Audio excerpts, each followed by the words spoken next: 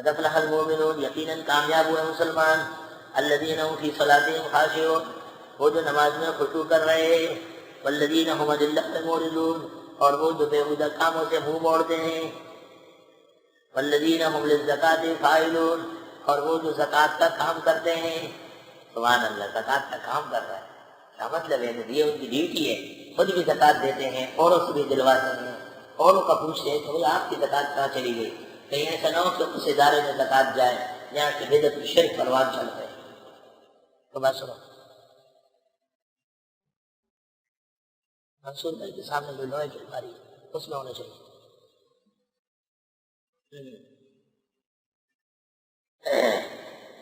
والذین هم لفروجهم حافظون، اور یہ وہ لوگ ہیں جو اپنی شرمگاہوں کی حفاظت کرنے والے ہیں، بے موقع اپنے آپ کو ضائع نہیں کرو گے، الا ازواجہم، مگر اپنی بیویوں کے ساتھ، یہ ایک ذریعہ ہے، او ما ملکت ایمانہم، یا وہ جو ان کی کنیزیں ہیں جب ہوتی تھی، فإنہم غیر ملومین، بس یہ اس بارے میں ملامت نہیں۔ کنیز کی صورت تو یہ ہے کہ مسلمان ملک کسی ایسے ملک سے لڑے کہ وہ کافر ہو تو وہاں پر اہل کتاب گرفتار ہو جائے۔ مسئلہ یہ ہے کہ یہودیہ اور نصرانیہ باندی اور کنیز کے علاوہ کسی جرمنی، کسی برطانوی، کسی امریکن، اگر وہ عیسائی ہے تو ٹھیک ہے، اس کو آپ بشرط العقد فی الحرب، لڑائی میں گرفتار کرنے کے بعد جب کمانڈر ان چیف اجازت دے تو وہ آپ کی کنیز ہے، بغیر نکاح سے استعمال کرے۔ اس کے علاوہ کنیزوں کا تصور نہیں ہے اسلام میں، اور اسلام کے زرین تعلیمات کی برکت سے کنیزیں ختم ہو گئی۔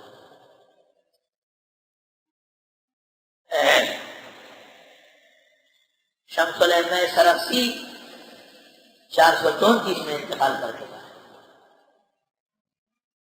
بادشاہ نے علماء کو راضی کیا کہ ہمیں اگر کوئی لڑکی پسند آتا ہے، شہزادے کو، وزیر کو، ان کے بیٹے کو ایسے دے دیتے ہیں۔ مولویوں نے کہا وہ کنیز ہے، وہ کنیز ہے، لیکن یہ فتویٰ تب مانا جائے گا بازار میں کہ اس پر وہ نر مومن مفتی شمس العلم سرخسی کے دستخط ہے۔ جب انہوں نے کہا، ان کے سامنے رکھ دیا گیا تو انہوں نے کہا والذین هم لفروجهم حافظون الا علی ازواجهم او ما ملکت ایمانہم فانہم غیر ملومین۔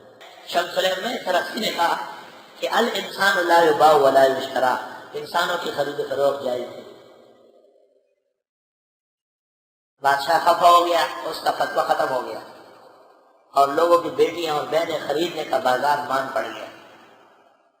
ہم شمس العلم کو کنویں کے اندر قید کر دیا، کنویں کے اندر۔ شاگرد کھانا لاتے تھے تو حضرت نے کہا کاغذ بھی بھیجو نیچے، نیچے کنویں میں بیٹھا ہوا ہے، اور نیچے کنویں کے اندر سورج کی روشنی سے مقصود لکھی 30 جلدوں، 30 جلدیں مقصود وہی لکھی۔ جس وقت آخری صفحہ لکھ رہے ہیں لعل اللہ یتقبل ھذا ویجعلہ ذریعۃ لخلاصی من السجن، ہو سکتا ہے اللہ میرا عمل قبول کرے اور یہ میرے کنویں سے اور جیل سے نجات کا ذریعہ بنے۔ پھر بادشاہ کو مسئلے کی ضرورت ہوئی، کل علماء عاجز آ گئے۔ علماء نے بادشاہ کے سامنے کہا جو مسئلہ جانتا ہے اس کو آپ نے جیل میں رکھ دیا۔ بادشاہ تمام وزیروں کے کنویں کے کنارے معافی مانگ رہا ہے اور حضرت اعزاز سے باہر آ رہے ہیں۔ اس مسئلے پر شمس العلم سرخسی نے 7 سال کنویں کی سزا کھائی۔ 7 سال میں 30 جلدیں مقصود کی لکھی ہے کہ بڑے بڑے مولوی 70 سال میں دیکھ نہیں سکتے۔ مجھے یہ شرف حاصل ہے، اللہ کے فضل سے میں نے 24 مرتبہ مقصود اول تحریر کر دی۔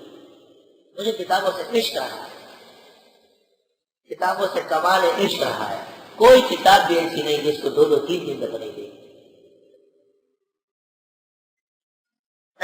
بعد مرنے کے میرے گھر سے یہ سامان نکلا، کچھ حسینوں کے خطوط، کچھ تصاویر بتان، ہمارے مرد کے ماں کتابوں کے انبار کے انبار، پورا زمانہ گواہ ہوگا کہ ایسی کتابیں کسی ایک جگہ موجود نہیں ہے۔ اعز مکان فی الدنیا سرد صابے وخیر الجلیس فی الزمان کتابو۔